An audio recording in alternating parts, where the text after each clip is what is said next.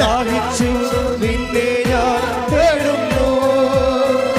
സ്വർഗം തുറന്നിറങ്ങി നീ വരണേ. ആത്മാവാം ദൈവമേ വരണേ. എന്റെ ഉള്ളിൽ വസിക്കാൻ വരണേ. ആത്മാവാം ദൈവമേ വരണേ. എന്റെ ഉള്ളിൽ വസിക്കാൻ വരണേ.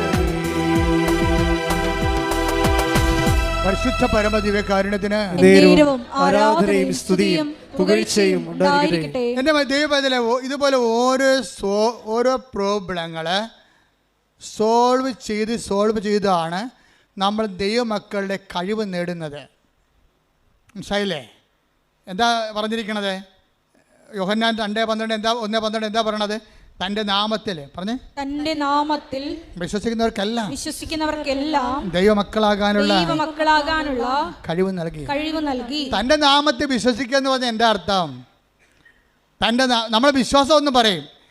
വിശ്വാസം എന്ന് പറഞ്ഞാൽ എന്തെങ്കിലും വിശ്വാസം അല്ലല്ലോ. ദൈവവിശ്വാസം എന്ന് പറഞ്ഞാലും ക്രിസ്ത്യ വിശ്വാസത്തിൽ വരുമ്പോൾ ഒറ്റ വിശ്വാസമേ ഉള്ളൂ. ക്രിസ്ത്യ വിശ്വാസം എന്ന് പറയുമ്പോൾ റാൻഡമായിട്ട് ഇങ്ങനെ ജനറലായിട്ട് ദൈവത്തെ വിശ്വസിക്കണമല്ല. Very particular and personal. Our faith is very particular and personal. എന്താണ്? Our faith is in the name of Jesus Christ. അവൻ്റെ നാമത്തിലാണ് വിശ്വസിക്കുന്നത്. പറഞ്ഞു, എൻ്റെ വിശ്വാസം അവൻ്റെ നാമത്തിൽ വിശ്വസിക്കുന്ന എനിക്ക് ദൈവമക്കളാകാനുള്ള കഴിവ് നൽകുന്ന നല്ല പിതാവേ നന്ദി പറയുന്നു. എനിക്ക് സ്തോത്രം ചെയ്യുന്നു, ആരാധിക്കുന്നു.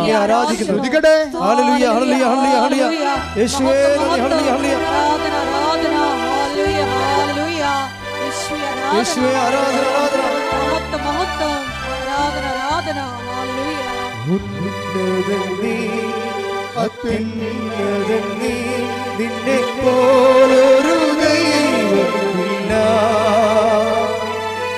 ഉന്നതൻ നീ, അത്യുന്നതൻ നീ, നിന്നെ പോലൊരു ദൈവമില്ല. അത്ഭുതവാ അതിശയവാ നീ മാത്രമേ ദൈവമെന്നും. അത്ഭുതവാ അതിശയവാ നീ മാത്രമേ ദൈവമെന്നും. എൻ്റെ ദൈവം ഈ വിഷയത്തിൽ ഒരു ക്ലാരിറ്റി ഉണ്ടാക്കണം നല്ലതാണ്. കൃപാസനം ധ്യാനത്തിൻ്റെ ഒരു പ്രത്യേകത അറിയാം. അത് ലളിതമായിരിക്കും, വ്യക്തമായിരിക്കും വിഷയം. നിങ്ങളോട് എന്താ പറഞ്ഞത്? വിശ്വാസം നിങ്ങൾ ക്ലാരിഫൈ ചെയ്യണം. Clarify the faith. എന്താ സംഭവം? നമ്മുടെ വിശ്വാസം എവിടെയാണ്? അവൻ്റെ നാമത്തിലാണ്. ആരുടെ നാമത്തിലാണ്? യേശുവിൻ്റെ നാമത്തിലാണ് വിശ്വസിക്കണം. ഈ യേശുവിൻ്റെ നാമത്തിലുള്ള വിശ്വാസം എന്തുകൊണ്ടാണ് നമ്മൾ അവൻ്റെ നാമത്തിൽ വിശ്വസിക്കണം? എന്താ കാര്യം? അവൻ്റെ നാമത്തിൽ, വേറെ എന്തെങ്കിലും നാമത്തിൽ വിശ്വസിക്കാൻ പാടില്ലേ? എല്ലാ മതങ്ങളും ഓരോ വഴികളാണെന്നല്ലേ പറയണത്. വേറെ ഏതെങ്കിലും നാമത്തിൽ വിശ്വസിക്കാൻ പാടില്ലേ? പറ്റത്തില്ല. എന്താ കാര്യം? അവൻ മാത്രമാണ് നിൻ്റെ പാപത്തിന് പരിഹാരം ചെയ്തത്. അതാ വിഷയം. അവൻ്റെ നാമത്തിൽ അവൻ പ്രകൃത്യാ ദൈവമായിരിക്കവേ, പറഞ്ഞേ, അവൻ പ്രകൃത്യാ ദൈവമായിരിക്കവേ ദൈവത്തോടുള്ള സമാനത മുറുകെ പിടിക്കേണ്ട കാര്യമായി പരിഗണിക്കാതെ തന്നെ തന്നെ താഴ്ത്തി മരണത്തോളം കുരിശു മരണത്തോളം തന്നെ തന്നെ താഴ്ത്തി. അതിനാൽ ദൈവം അവനെ അത്യധികം ഉയർത്തി എല്ലാ നാമങ്ങളെക്കാൾ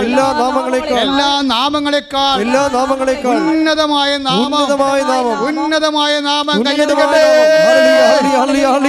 യേശുവേ നന്ദി.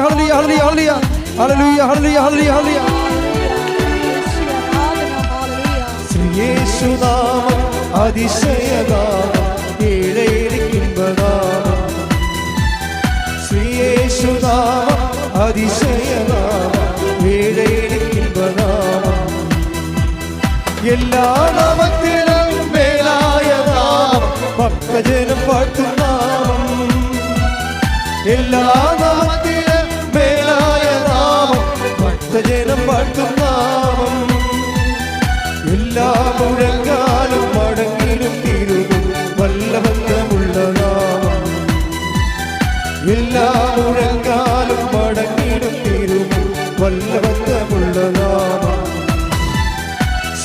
യേശുനാമം അതിശയനാമം വീഴയിമ്പനാമം ശ്രീയേശുനാമം അതിശയനാമം വീഴയിമ്പനാമം പരിശുദ്ധ പരമ ദിവ്യകാരുണ്യത്തിന് ആരാധനയും സ്തുതിയും പുകഴ്ചയും ഉണ്ടായിരിക്കട്ടെ. അതാണ് പൗലോസ് പറയണത്, ഞാൻ ആശ്രയം വച്ചിരിക്കുന്നത് ആരിലാണെന്ന് എനിക്കറിയാം. എന്താണ്? എല്ലാ നാമങ്ങളെക്കാൾ ഉന്നതമായ നാമത്തിലാണ്. അതിനാൽ ദൈവം അവനെ അത്യധികം ഉയർത്തി എല്ലാ നാമങ്ങളെക്കാൾ ഉന്നതമായ നാമം അവിടത്തേക്ക് നൽകി. അതിനാൽ അവന്റെ നാമം കേൾക്കുന്ന മാത്രയില് take the bread of God സ്തുതിക്കട്ടെ. ഹല്ലേലൂയ ഹല്ലേലൂയ യേശുവേ നന്ദി. ഹല്ലേലൂയ ഹല്ലേലൂയ ഹല്ലേലൂയ ഹല്ലേലൂയ ഹല്ലേലൂയ യേശുവേ സ്തുതി. ഹല്ലേലൂയ ഹല്ലേലൂയ ഹല്ലേലൂയ ഹല്ലേലൂയ. 2:9-10 ആകയാൽ ദൈവം അവനെ അത്യധികം ഉയർത്തി. പറഞ്ഞേ, ആകയാൽ ദൈവം അവനെ അത്യധികം ഉയർത്തി. ആകയാൽ ദൈവം അവനെ അത്യധികം ഉയർത്തി എല്ലാ നാമങ്ങൾക്കും ഉപരിയായ നാമം നൽകുകയും ചെയ്തു.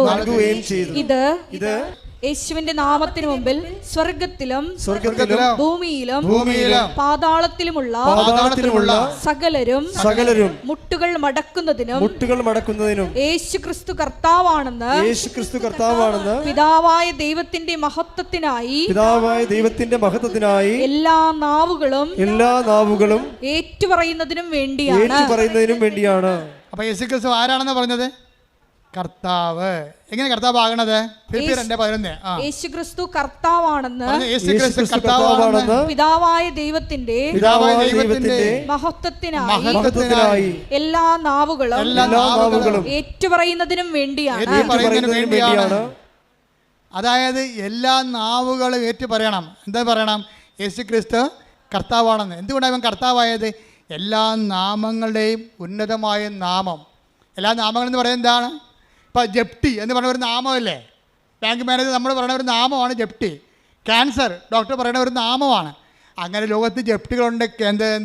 അതുപോലെ തന്നെ പലതരത്തിലുള്ള നാമങ്ങളുണ്ട്. സംശയം ഒരു നാമമാണ്, മദ്യപാനം ഒരു നാമമാണ്.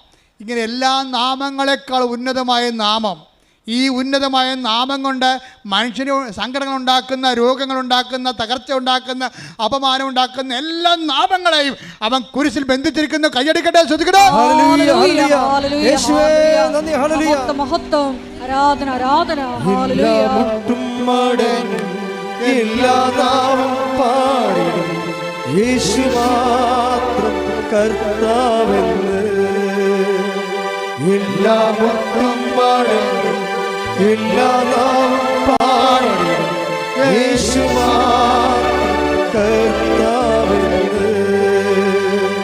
അപ്പൊ നിങ്ങൾക്കൊരു സങ്കടം ഉണ്ടാകുമ്പോൾ, നിങ്ങൾക്ക് രോഗം ഉണ്ടാകുമ്പോൾ നിങ്ങൾ എന്താ പറയണത്? യേശുവേ, യേശുവേ, എൻ്റെ കർത്താവേ, എൻ്റെ ദൈവമേ. ഏറ്റവും ശക്തമായ ഒരു സുഹൃദൈവമാണ്. എന്താണ്? എൻ്റെ കർത്താവേ, യേശുവേ, എൻ്റെ ദൈവമേ. എൻ്റെ കർത്താവേ, യേശുവേ, എൻ്റെ ദൈവമേ എന്ന് വെച്ചതിൻ്റെ അർത്ഥം എന്താണ്? ഈ നാമത്തിൻ്റെ അപ്പുറത്ത് വേറെ ഒരു നാമമില്ലെന്ന് ഞാൻ പ്രഖ്യാപിക്കുന്നു. അനുഭവത്തിൽ ഈ അനുഭവങ്ങൾ തരണം എന്തിനാ? നിങ്ങളെ ഉയർത്താൻ വേണ്ടിയാണ്, അല്ല താഴ്ത്താൻ വേണ്ടിയല്ല. ഈ അനുഭവങ്ങളുടെ മെക്കാനിസം പഠിക്കണം. ഓരോ അനുഭവങ്ങളും തരണം എന്തിനാണ്? നിങ്ങളെ ഉയർത്താൻ വേണ്ടിയാണ്. പല ആൾക്കാരും അനുഭവം കൊണ്ട് താഴ്ന്നു പോവുകയാണ്. അതെന്താ കാര്യം? യേശുക്രിസ്തുവിനെ സ്വീകരിച്ചില്ലെങ്കിൽ അനുഭവങ്ങൾ കൊണ്ട് താഴ്ന്നു പോകാൻ സാധ്യതയുണ്ട്. അനുഭവങ്ങൾ എന്താണ്? അനുഭവങ്ങളിലൂടെയാണ് അവൻ ഓരോരുത്തർക്കും ഓരോ കാലം നൽകുന്നു. Take the word of God. അപ്പോസ്തലപ്രവർത്തനങ്ങൾ 17:26 ഭൂമുഖം മുഴുവൻ വ്യാപിച്ചു വസിക്കാൻ വേണ്ടി അവിടുന്ന് ഒരുവനിൽ നിന്ന് എല്ലാ ജനപദങ്ങളെയും സൃഷ്ടിച്ചു. അവർക്ക് വിഭിന്ന കാലങ്ങളും വാസഭൂമികളും നിശ്ചയിച്ചു കൊടുത്തു. ഇത് അവർ ദൈവത്തെ അന്വേഷിക്കുന്നതിനും ഒരുപക്ഷേ അനുഭവത്തിലൂടെ അവിടുത്തെ കണ്ടെത്തുന്നതിനും വേണ്ടിയാണ്. അപ്പോൾ ഓരോ പ്രശ്നം ഉണ്ടാകണേ എന്തിനാണ്? ദൈവത്തെ അന്വേഷിക്കാനാണ്, അല്ല പിശാചിനെ അന്വേഷിക്കാനല്ല. ഓരോ അനുഭവങ്ങൾ ഉണ്ടാകുമ്പോൾ ദൈവത്തെ അറിയാൻ പാടില്ലാത്തവർ ആഭിചാക്കാരെയും കുട്ടിച്ചാത്തിനൊക്കെ അന്വേഷിക്കും. എന്താ കാരണം? ദൈവത്തെ അറിയത്തില്ല. ഓരോ അനുഭവങ്ങൾ ഉണ്ടാകണേ എന്തിനാണ്? ഓരോ സങ്കടങ്ങളും പ്രശ്നങ്ങളും ഉണ്ടാകണേ എന്തിനാണ്? നിങ്ങൾ അത് ദൈവത്തെ അന്വേഷിക്കാനും അന്വേഷിച്ച് അവിടുത്തെ കണ്ടെത്താനും വേണ്ടിയാണ്. പക്ഷേ ദൈവത്തെ അറിയാൻ പാലാത്തവർ പല പല ക്രിയകൾ ചെയ്തുകൊണ്ട് നടക്കും. അതുകൊണ്ടാണ് ബൈബിൾ പറയണത്, നിങ്ങൾ ദൈവത്തെ അന്വേഷിക്കണത് എന്താണ്? അന്വേഷിച്ചെത്തുമ്പോൾ നിങ്ങൾ എന്താ മനസ്സിലാകണത്? യേശു കർത്താവാണെന്ന് പ്രഖ്യാപിക്കും. നിങ്ങൾ എന്താ കാര്യം? എല്ലാ നാമങ്ങളെക്കാൾ ഉന്നതമായ നാമമുള്ളവനാണ് കർത്താവ്. അങ്ങനെ യേശു കർത്താവാണെന്ന് എന്ത് ചെയ്യണം? അധരം കൊണ്ട് ഏറ്റുപറയണം. മനസ്സിലായില്ലേ? ദൈവവനെ മരിച്ചവർ ഉയർപ്പിച്ചെന്ന് ഹൃദയത്തിൽ വിശ്വസിക്കണം. അപ്പോഴാണ് രക്ഷ ക്രിസ്തുവിനെ പ്രാപിക്കുന്നത്. മനസ്സിലായില്ലേ? ക്രിസ്തുവിനെ ഓരോ വിഷയത്തെ പ്രാപിക്കാൻ പറ്റും. നിങ്ങളുടെ ജീവിത മണ്ഡലങ്ങളെ പ്രാപിച്ചാൽ അതിനെ ബ്ലെസ്സിങ് എന്ന് പറയും. ക്രിസ്തുവിനെ നിങ്ങളുടെ ശരീരത്തിൽ പ്രാപിച്ചാൽ അതിനെ ഹീലിംഗ് എന്ന് പറയും. ക്രിസ്തുവിനെ നിങ്ങൾ ആത്മാവിൽ പ്രാപിച്ചാൽ അതിനെ നിത്യരക്ഷയ്ക്ക് വേണ്ടിയുള്ള കൃപയെന്ന് പറയും. കാര്യം എന്താണ്? ക്രിസ്തു എല്ലാമാണ്, എല്ലാവരിലുമാണ്. കൊളോസ്യസ് 3:11 കൈയടിച്ച് സ്തുതിക്കട്ടെ. ഹല്ലേലൂയ, ഹല്ലേലൂയ, ഹല്ലേലൂയ, ഹല്ലേലൂയ, ഹല്ലേലൂയ. യേശുവേ നന്ദി. ഹല്ലേലൂയ, ഹല്ലേലൂയ, ഹല്ലേലൂയ, ഹല്ലേലൂയ. കൊളോസ്സോസ് 3:11 ക്രിസ്തു എല്ലാമാണ്, ക്രിസ്തു എല്ലാമാണ്, ക്രിസ്തു എല്ലാമാണ്, എല്ലാവരിലുമാണ്, എല്ലാവരിലുമാണ്. അപ്പോൾ ഇവിടുത്തെ കാത്തലിക്സ് അല്ലാത്തവരും ക്രിസ്ത്യൻസ് അല്ലാത്തവരും ഒന്നും വിഷമിക്കേണ്ട കാര്യമില്ല. നിങ്ങളുടെ കണ്ണീരിൻ്റെ കാലത്ത് നിങ്ങൾ കർത്താവിനെയാണ് വിളിക്കണത്. എല്ലാ വിഷയത്തിൻ്റെയും നാമത്തിൻ്റെയും അതിനാഥനായ കർത്താവിനെ വിളിക്കണമെന്നുണ്ടെങ്കിൽ അത് സത്യസന്ധമായിരിക്കണമെന്ന് മാത്രമേ ഉള്ളൂ. ക്രിസ്തുവിനേക്കാൾ ഉപരി, എന്നെക്കാൾ ഉപരി സ്വന്തം വീട്ടുകാരെയോ നാട്ടുകാരെയോ ബന്ധുക്കളെയോ സ്വന്തപ്പെട്ടവരോ സ്നേഹിക്കുന്നവർ ഐ ഡോണ്ട് വാണ്ട്, എനിക്ക് ആവശ്യമില്ലെന്ന് ഈശോ പറഞ്ഞത്. Take the blood of God. സ്തുതിക്കട്ടെ. ഹല്ലേലൂയ, ഹല്ലേലൂയ, ഹല്ലേലൂയ, ഹല്ലേലൂയ, ഹല്ലേലൂയ. യേശുവേ നന്ദി. ഹല്ലേലൂയ, ഹല്ലേലൂയ. മത്തായി 10:37 മത്തായി 10:37 എന്നേക്കാൾ അധികം, പറഞ്ഞ എന്നേക്കാൾ അധികം പിതാവിനെയോ മാതാവിനെയോ സ്നേഹിക്കുന്നവൻ എനിക്ക് യോഗ്യനല്ല. എന്നേക്കാൾ അധികം പുത്രനെയോ പുത്രിയെയോ സ്നേഹിക്കുന്നവനും എനിക്ക് യോഗ്യനല്ല. സ്വന്തം കുരിശെടുത്ത് എന്നെ അനുഗമിക്കാത്തവൻ എനിക്ക് യോഗ്യനല്ല. ഒരു വിഷയം അതിൽ തന്നെ കുരിശല്ല. ക്രിസ്തുവിനെ മാറ്റിക്കൊണ്ടാക്കുന്ന വിഷയത്തെ സമീപിക്കുമ്പോഴാണ് അത് കുരിശാകണത്. അതൊരു ബ്ലെസ്സിങ് ആണ്. മൂന്നാമത്തെ ഭർത്താവ്, വിശ്വാസമില്ലാത്ത ഭർത്താവിന് വിശ്വാസം കിട്ടിയപ്പോഴേ അയാൾ അത് ബ്ലെസ്സിങ് ആയിട്ടാണ് കണ്ടത്. യേശുവിനെ കർത്താവിൻ്റെ സ്ഥാനത്ത് തള്ളിക്കളയുകയും ഇവരുടെ സൗകര്യത്തിന് വേണ്ടി നാട്ടുകാരെ കർത്താവിൻ്റെ സ്ഥാനത്ത് കാണുകയും ചെയ്യുമ്പോഴാണ് യേശുവിൻ്റെ വചനത്തെക്കാൾ നാട്ടുകാരുടെ വചനത്തിന് പ്രാധാന്യം കൊടുക്കും. നാട്ടുകാരുടെ വചനത്തെ മാത്രമല്ല, പലരും പെട്ടിരിക്കണ കൂട്ടുകാരുടെ വചനത്തെ വചനം കൊടുത്തരാം.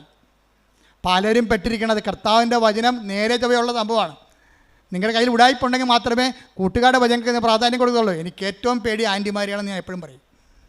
എല്ലാ പ്രസംഗത്തിലും പറയും ആൻറ്റിമാർ. കാര്യം ഞാൻ അനുഭവിച്ചിട്ടുള്ളൊരു ജന്മമാണത്.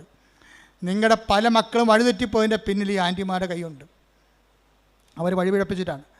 അവർ നല്ല വാക്ക് ഒരു ശാസനം കൊടുക്കുന്ന ആൻറ്റിമാരില്ലെന്നല്ല പറയണത്. പലപ്പോഴും നിങ്ങളുടെ ശമ്പളമോ നിങ്ങളുടെ അവിടെ നിന്ന് യൂറോപ്പിൽ അവിടെയൊക്കെ വരുമ്പോൾ ഉണ്ടാകുന്ന അല്ലെങ്കിൽ നിങ്ങളുടെ നാട്ടിലെ ശമ്പളത്തിൽ നിന്ന് എന്തെങ്കിലുമൊക്കെ നക്കാപ്പിച്ച കിട്ടി വളരണ ആൻറ്റിമാരും കൂട്ടുകാരും ഒക്കെ ആയിരിക്കും നിങ്ങളെ ദൈവത്തിൽ നിന്ന് അകറ്റണത്. ഒരുവൻ്റെ ശത്രു അവൻ്റെ കുടുംബത്തിൽ തന്നെയെന്ന് കർത്താവ് പറഞ്ഞു. അതുകൊണ്ടാണ്. ശ്രുതിക്കട്ടെ. ഹല്ലേലൂയ. Take the blood of God. മത്തായി 10:36 സ്വന്തം കുടുംബത്തിൽപ്പെട്ടവർ തന്നെയായിരിക്കും ഒരുവൻ്റെ ശത്രുക്കൾ. ക്രിസ്തുവിനെ നമ്മൾ അകറ്റിക്കളയുന്ന ആൾക്കാരുടെ പേരാണ് എന്താണ്? ശത്രു. അവൻ ആരായിരിക്കും? മിക്കവാറും നിങ്ങളുടെ കുടുംബത്തിൽ തന്നെയായിരിക്കും. നിങ്ങളുടെ കുടുംബത്തിൽ തന്നെയായിരിക്കും. അപ്പം നിങ്ങളെന്താ ചെയ്യണം? എല്ലാ കാര്യങ്ങൾക്കും കർത്താവിൻ്റെ വചനങ്ങളുണ്ട്. ഇല്ലെങ്കിൽ അതിൻ്റെ സത്യാവസ്ഥ, ആ ഒരു സാഹചര്യത്തിൽ നിങ്ങൾ എന്താണ് ചെയ്യേണ്ടതെന്ന് പറയാൻ വേണ്ടി ഞങ്ങളെപ്പോലുള്ളവർ അഭിഷേകം ചെയ്ത് വെച്ചിട്ടുണ്ട്. ഇപ്പോൾ 2 ഉടമ്പടിയൊക്കെ കഴിഞ്ഞിട്ട് 1 ഉടമ്പടി കഴിഞ്ഞിട്ടുമ്പോൾ ചില ആൾക്കാർ പോകത്തില്ല. പ്രാർത്ഥിച്ച് വിട്ടാലും പോകത്തില്ല.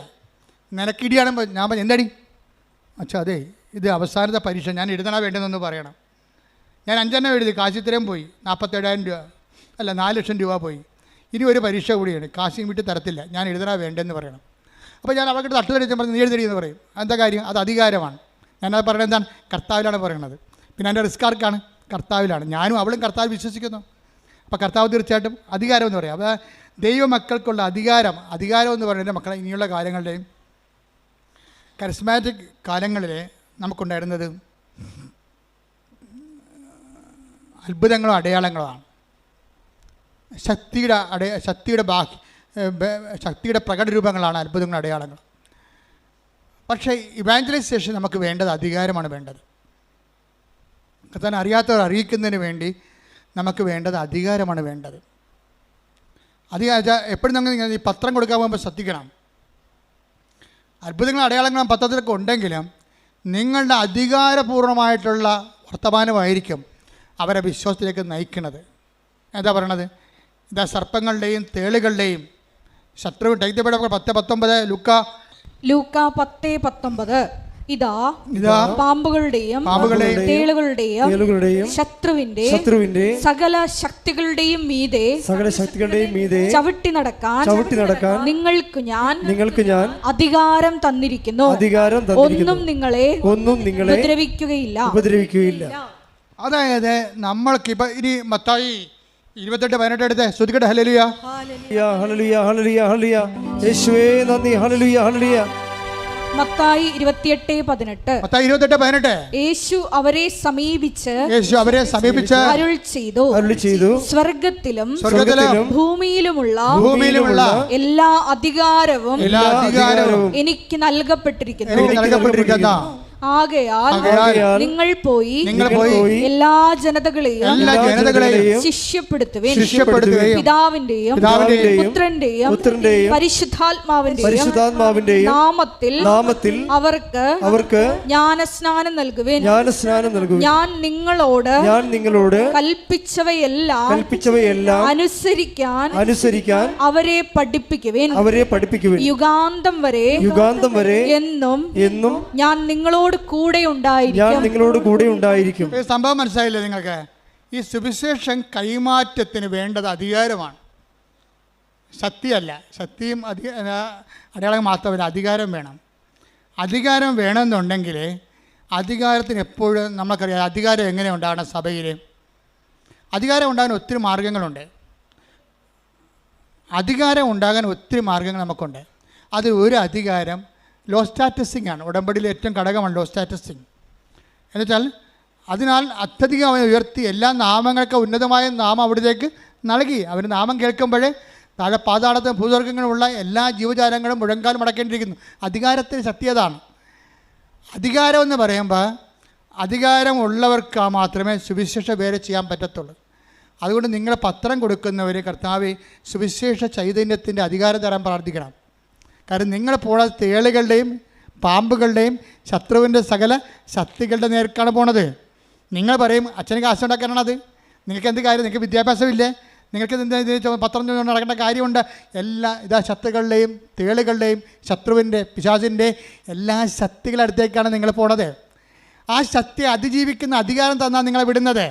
അതുകൊണ്ട് തന്നെ നിങ്ങൾ 10:19 പറഞ്ഞുകൊണ്ടിരിക്കണം എന്ന് പറഞ്ഞാൽ ഇതാ ശത്രുവിൻ്റെ ലൂക്ക 10:19 പറഞ്ഞ ഇതാ ശത്രുവിൻ്റെ സകല ശക്തികളുടെ മേൽ ചവിട്ടി നടക്കാൻ അധികാരം തന്ന എന്റെ കർത്താവേ എന്റെ നാമത്തെ പ്രഘോഷിക്കുന്നതിനായി എന്നെ ശക്തീകരിക്കണമേ. എന്റെ നാമത്തെ കൈ മാറുന്നതിനായി എന്നെ ശക്തീകരിക്കണമേ.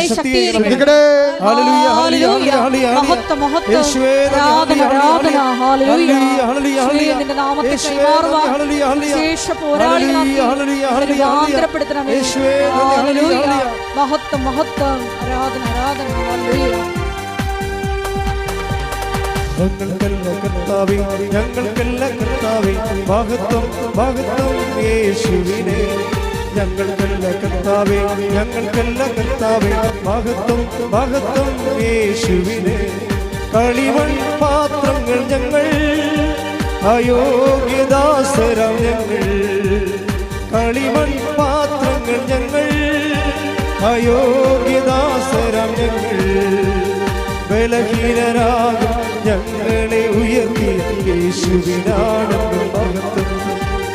ബലഹീനരാകും ഞങ്ങളെ ഉയർത്തിയ യേശുവിനാണെന്ന് മഹത്വം.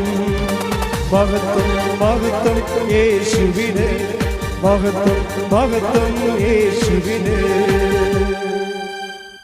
അത് ഉടമ്പടിയിലാണ് മത്തായിയുടെ സുവിശേഷം അവസാനിക്കണത്. മത്തായിയുടെ സുവിശേഷം 18:18 അങ്ങോട്ട് വായിച്ചു തന്നൂടി. അവരെ സമീപിച്ച് അരുളി ചെയ്തു, സ്വർഗത്തിലും ഭൂമിയിലുമുള്ള എല്ലാ അധികാരവും എനിക്ക് നൽകപ്പെട്ടിരിക്കുന്നു. അടുത്ത വാചനം. ആകയാൽ ആകയാൽ നിങ്ങൾ പോയി എല്ലാ ജനതകളെയും ശിഷ്യപ്പെടുത്തുവിൻ. പിതാവിന്റെയും പുത്രന്റെയും പരിശുദ്ധാത്മാവിന്റെയും നാമത്തിൽ അവർക്ക് ജ്ഞാനസ്നാനം നൽകുവിൻ. ഞാൻ നിങ്ങളോട് കൽപ്പിച്ചവയെല്ലാം അനുസരിക്കാൻ അവരെ പഠിപ്പിക്കുവിൻ. യുഗാന്തം വരെ എന്നും ഞാൻ നിങ്ങളോട് കൂടെ ഉണ്ടായിരിക്കും. അതാണ് 28:20. എന്താണ്?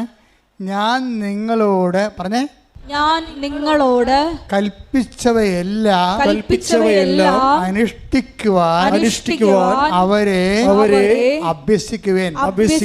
അതാണ് ഞാൻ പറഞ്ഞതുപോലെ അവൻ പറഞ്ഞതുപോലെ ചെയ്യുക. അതാണ് ഉടമ്പടി ഉദ്ദേശം എന്താണ്?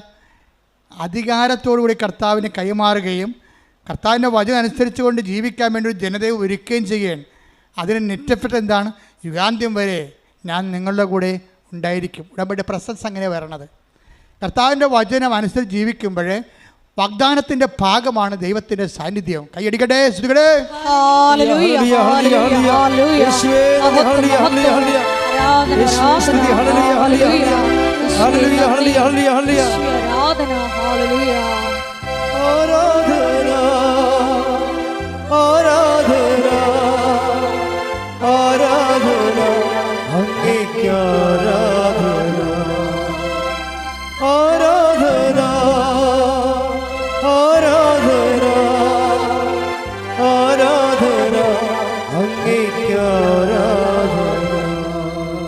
പരിശുദ്ധ പരമദിവ്യകാരുണ്യത്തിന് ആരാധനയും സ്തുതിയും പുകഴ്ചയും ഉണ്ടായിരിക്കട്ടെ. പരിശുദ്ധ പരമദിവ്യകാരുണ്യത്തിന് ആരാധനയും സ്തുതിയും പുകഴ്ചയും ഉണ്ടായിരിക്കട്ടെ.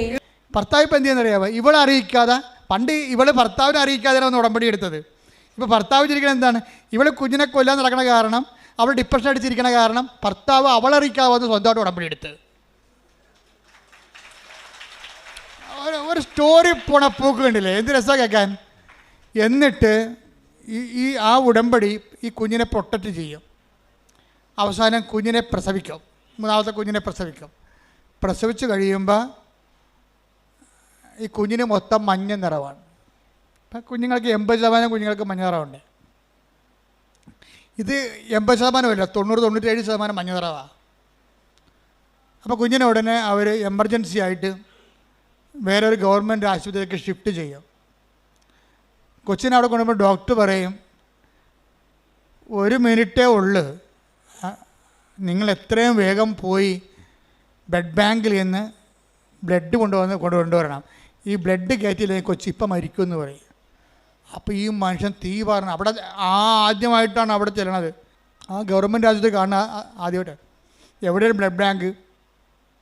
തിരിച്ച് കുഞ്ഞെ കിടക്കുന്ന തിയേറ്റർ എവിടെയാണ്? ഇതൊക്കെ എല്ലാം കൺഫ്യൂഷനാണ്. രാത്രി ഓടുകയാണ്. അപ്പോൾ ഓടുന്ന സമയത്ത് ഇവന് ബ്ലഡ് ബാങ്കിൽ നിന്ന് ബ്ലഡ് കിട്ടും. ഒരു ബ്ലഡ് കണ്ടെയ്നറിൽ ബ്ലഡ് കൊടുക്കും. ഈ ബ്ലഡും പിടിച്ചുകൊണ്ട് ഇവൻ ഓടുകയാണ്. പക്ഷേ എങ്ങോട്ട് ഓടണമെന്ന് അറിയത്തില്ല, തെക്കും വടക്കും അറിയാൻ പാടില്ല. അവിടെ ചെന്നൊരു സെക്യൂരിറ്റി ചോദിക്കുന്നത് ഈ ബ്ലഡ് എവിടെ കൊടുക്കേണ്ടതെന്ന് പറയുമ്പോൾ ബ്ലഡ് കൊടുക്കും.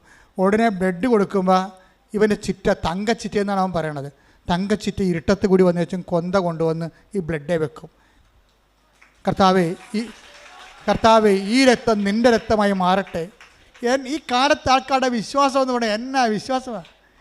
തങ്കച്ചിറ്റ തടഞ്ഞെടുത്തിട്ട് പറയണേ, കർത്താവേ ഈ രക്തം നിൻ്റെ രക്തം. അവളുടെ പ്രാർത്ഥിക്കുന്ന കൊന്ത എടുത്ത് ഇതിമേ വെച്ചിട്ട് രക്തത്, കർത്താവേ ഈ രക്തം നിൻ്റെ രക്തമായി മാറട്ടെ. ഒറ്റ വാക്ക്. പിന്നെ ഇവൻ ഓടണം മുഴുവനും, കർത്താവേ നിൻ്റെ രക്തമാക്കണമേ. ഇത് കുഞ്ഞിൻ്റെ ശരീരത്തിൽ കയറുമ്പോൾ തന്നെ നിൻ്റെ രക്തമായിട്ട് കയറണമേ എന്നാണ്. അവൻ ഒരു കണക്കിന് സ്ഥലത്ത്, സെക്യൂരിറ്റി പറഞ്ഞ സ്ഥലത്ത് ചെന്ന് ചാടി ബ്ലഡ് കൊടുത്ത് ബ്ലഡ് കൊച്ചിന് കയറി. അതുപോലെ തന്നെ കൊച്ച് രക്ഷപ്പെട്ട്. അവൻ ആ സാക്ഷ്യത്തിൻ്റെ അവസാനം പറയുന്ന സംഭവമുണ്ട്. എല്ലാം ശാസ്ത്രമാകാം, പക്ഷേ ശാസ്ത്രമല്ലാത്ത കാര്യങ്ങളുണ്ട്. എന്താ കാര്യം? ഈ 1 മിനിറ്റിനുള്ളിൽ ഈ രക്തം എനിക്ക് കിട്ടിയിട്ട് ഞാൻ ഈ രക്തവും കൊണ്ട് കുഞ്ഞിൻ്റെ അടുത്ത് എത്തിയതിൽ ശാസ്ത്രമില്ല, അവിടെ ദൈവം മാത്രമേ ഉള്ളെന്ന്. എനിക്ക് ഭയങ്കര ഞെട്ടിപ്പോയി ഞാൻ. അവൻ എന്ത് കറക്റ്റായിട്ടാണ് ഞാൻ അനലൈസ് ചെയ്യണത്. 1 മിനിറ്റ് മാത്രമേ ഉള്ളെന്ന് പറഞ്ഞ സ്ഥലത്ത് ഈ രക്തം എടുത്തുകൊണ്ട് ആ 1 മിനിറ്റാണോ 2 മിനിറ്റാണോ 3 മിനിറ്റ് ആക്കേണ്ടത് ദൈവമാണ്. അവിടെ ശാസ്ത്രത്തിലൊന്നും ചെയ്യാനില്ല. ഇവിടെ കൊണ്ടുവന്ന് ഞാൻ കൊടുക്കും, ആ രക്തകത്ത് കയറുന്നവരെ ആ പറഞ്ഞ സമയത്ത് അവിടെ എത്തിക്കുന്നതിൽ ശാസ്ത്രമില്ല. അവിടെ എന്താണ്? വിശ്വാസം മാത്രമേ ഉള്ളൂ. അത് തങ്കച്ചെറ്റിയുടെ വിശ്വാസമാണ്. കർത്താവ്, ഈ രക്തത്തെ നിൻ്റെ രക്തമായി മാറ്റണമേ എന്നുള്ളത്. അത് കയറുമ്പോഴാണ് കുഞ്ഞിൻ്റെ മഞ്ഞ നിറത്തിലിരുന്ന ശരീരം മുഴുവൻ ചുവന്നുകൊണ്ട് വരും. എന്താ കാര്യം? കർത്താവ് അതിനെ ആശീർവദിച്ചു, ആ കുഞ്ഞിൻ്റെ ജീവനെ തിരിച്ചെടുക്കുകയാണ്. നിങ്ങളുടെ ഫെയ്ത്ത് ഗ്രാഫിലെ ഒടിയൻ ഗ്രാഫിൽ ഒത്തിരി ഒടിഞ്ഞൊടിഞ്ഞ് താഴേക്ക് പോയാൽ നിങ്ങൾ തോറ്റെന്നതിൻ്റെ അർത്ഥം. ഇടയ്ക്കൊക്കെ തിരിച്ച് ഒടിയാം, സ്വാഭാവികമാണ്. പക്ഷേ ഫെയ്ത്ത് ഗ്രാഫ് എപ്പോഴും വളരണമാണ്. വിശ്വാസത്തിൽ വളരുന്നില്ലെങ്കിൽ വിശ്വാസത്തിൽ തളരുന്നതാണ് അതിൻ്റെ കൗണ്ടെന്ന് പറയണത്. അതുകൊണ്ട് ആവശ്യമില്ലാതെ നിങ്ങളുടെ സൗകര്യം നോക്കിയിട്ട് മറ്റവരെന്ത് പറയും, വീട്ടുകാരെന്ത് പറയും, കൂട്ടുകാരെന്ത് പറയും, പാർട്ടിക്കാരെന്ത് പറയും, ഒരു മനുഷ്യൻ നോക്കരുത്. നിൻ്റെ കർത്താവ് എന്ത് പറയുന്നു അതനുസരിച്ച് ചെയ്യാനാണ് നീ ഉടമ്പടി എടുത്തിരിക്കുന്നത്. അത് നിന്നെ ഉയർത്തുകയും നിലനിർത്തുകയും ചെയ്യും. കാര്യം അവൻ്റെ നാമം എല്ലാ നാമങ്ങളെക്കാൾ ഉന്നതമായ നാമം. അവൻ്റെ നാമത്തിന് അറിയാത്തവർ അറിയിക്കാനും അറിഞ്ഞവരെ ആഴപ്പെടുത്താനും വേണ്ടി അഭിഷേകം മേടിച്ച ആളാണ് നീ എന്നുള്ള ബോധ്യം. ആ ബോധ്യം നിന്നെ ഊട്ടി ഉറപ്പിക്കാൻ വേണ്ടി ഇടയ്ക്കിടയ്ക്ക് കൊച്ചു കൊച്ചു പ്രശ്നങ്ങൾ ഉണ്ടാകും. അതെല്ലാം പ്രാർത്ഥന വിശ്വാസം കൈകാര്യം ചെയ്യാൻ കർത്താവ് നിന്നെ അനുഗ്രഹിക്കട്ടെ. ശ്രുതികട്ടെ. ജീവിതത്തിലെ എല്ലാ പ്രതിസന്ധി ഘട്ടങ്ങളിലും നീയാണ് കർത്താവെന്ന് ഉറക്കെ പ്രഖ്യാപിക്കുവാൻ ഈ ആരാധനയിലൂടെ ഞങ്ങളെ തിരഞ്ഞെടുത്ത് അഭിഷേകം ചെയ്യണമേ.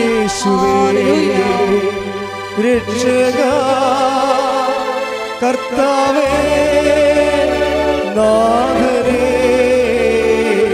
യേശുവേ, രക്ഷകാ, കർത്താവേ, നാഥനേ. രോഗസൗഖ്യ പ്രാർത്ഥനയുടെ സമയമാണ്.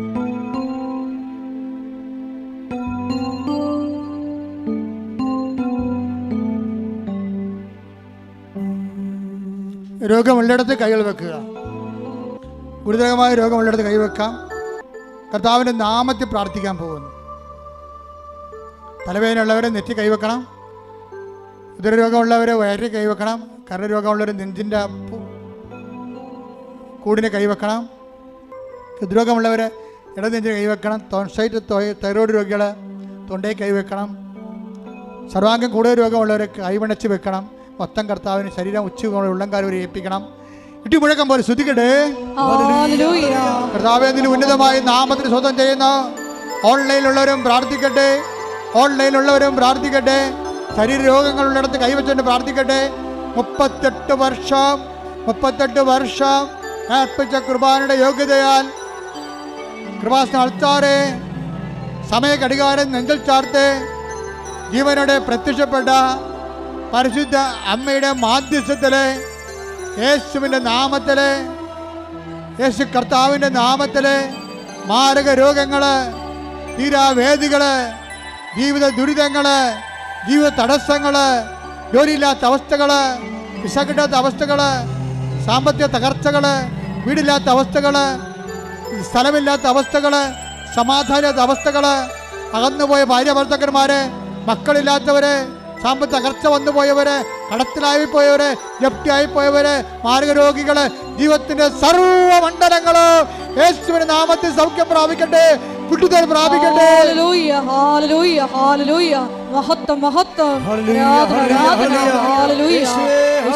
നന്ദി.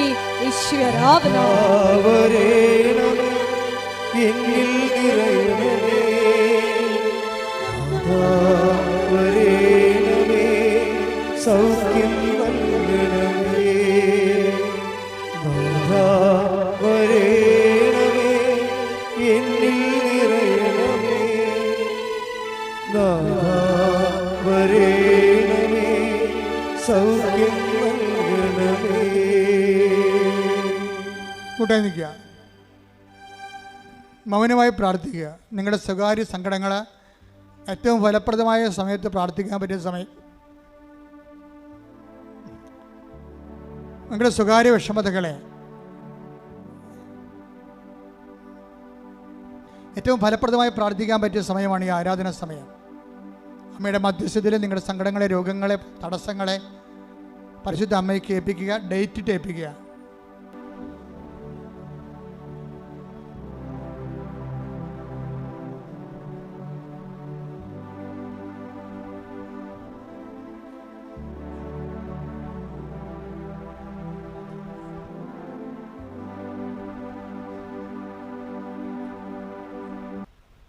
Price the Lord. മുട്ട നിൽക്കുക.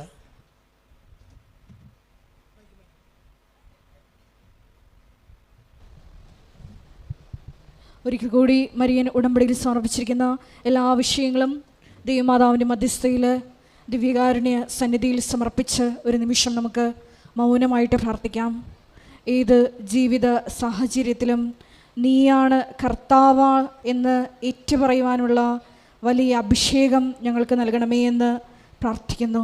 ഈശോയെ, ജീവിതത്തിൻ്റെ വിവിധ ദുരന്ത മുഖങ്ങളിലൂടെ കടന്നു പോകുമ്പോൾ ഈശോ അത് നിന്നെ അന്വേഷിച്ച് കണ്ടെത്താനുള്ള ഒരു മാർഗമാണെന്ന് അത് വിവേചിച്ചറിയുവാൻ ഈ ആരാധനയിലൂടെ ഞങ്ങളെ തിരഞ്ഞെടുത്ത് അഭിഷേകം ചെയ്യണമേ എന്ന് പ്രാർത്ഥിച്ചുകൊണ്ട് ശിരസ്സ് നമിച്ച് നമുക്ക് ദിവ്യകാരുണ്യനാഥൻ്റെ ആശീർവാദം സ്വീകരിക്കാം.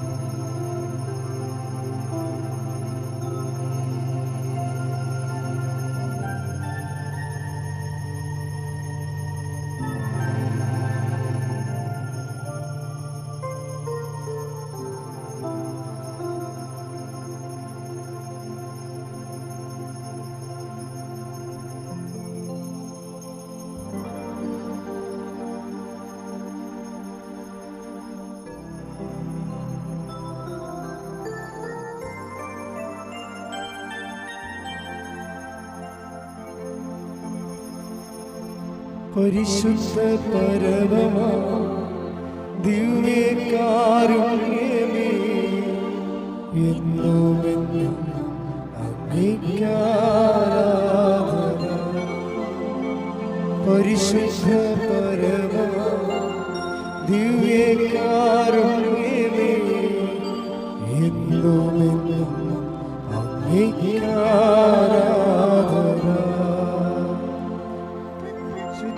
പരമമാ ദിവ്യകാരുണ്യമേ, എന്നുമെന്നും അങ്ങേയ്ക്കാരാധന.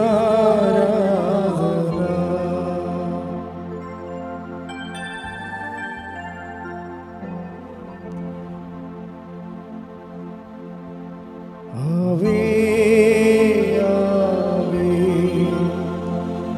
ആവേ മരിയ, ആവേ